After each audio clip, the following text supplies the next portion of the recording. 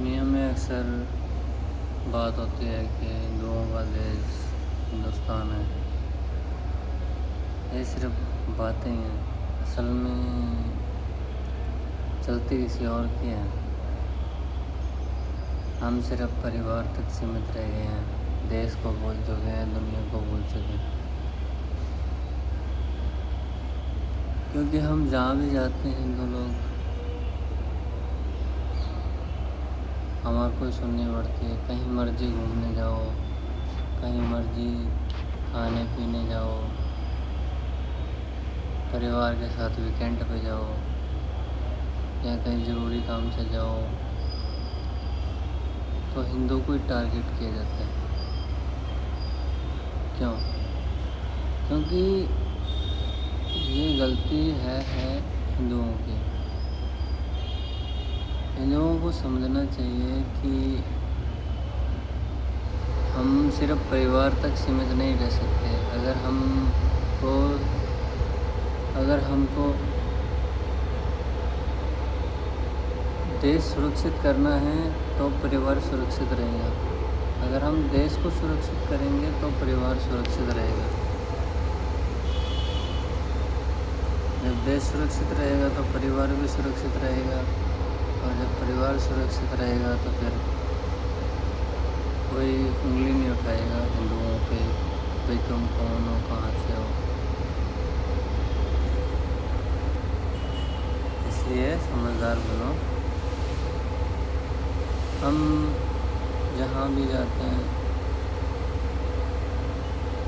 کبھی ٹیررسٹ پہ ٹارگیٹ ہو گئے. جموں کشمیر میں گھومنے گئے تو ٹیررسٹوں نے ٹارگیٹ کر دیا. ادھر گھومنے جاتے ہیں تو لوگ باتیں کرتے ہیں تم کہاں سے آئے ہو، ہمارے دھرتی سے نکل جاؤ.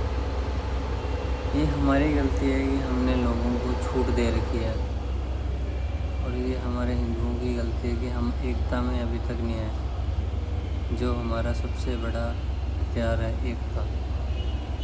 اگر ہم ایکتا میں آ جائیں تو مجال ہے کہ دیش کے اندر ہندو کے علاوہ دوسرے دھرم کا کوئی بندہ پرندہ بھی پر مار دے. لیکن ہم نے ان دوسرے دھرموں کو اتنی آزادی دے رکھی ہے کہ ہم اپنے دھرم کو ہی بھول گئے ہیں کہ ہمارا دھرم بھی ایک ہے ہندو. تو اس لیے ایکتا میں آؤ، ایکتا بھی ضروری ہے. ہاں، اس لیے.